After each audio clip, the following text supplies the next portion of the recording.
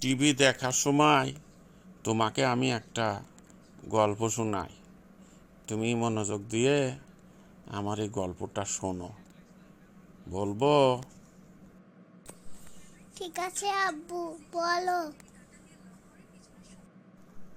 শোনো, তুমি এই যে পড়াশুনো করতেছো, তো এই পড়াশুনো করে এক সময় এবার স্কুল শেষ করে তারপরে কলেজে যাবা, কলেজ শেষ করে তারপরে ইউনিভার্সিটিতে যাবা, ইউনিভার্সিটি শেষ করে তারপরে তোমাকে কর্ম করতে হবে। এখন কি, যদি তুমি চাকরি করো তাহলে চাকরিতে যেতে হবে, আর যদি তুমি চাকরি না করো তাহলে তোমাকে ব্যবসা করতে হবে, তাহলে তোমাকে ব্যবসা সম্পর্কে জানতে হবে।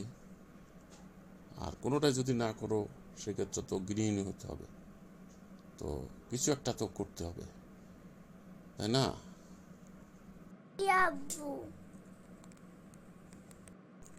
তাহলে এখন আমি তোমাকে সেই গল্পটাই বলি নাকি?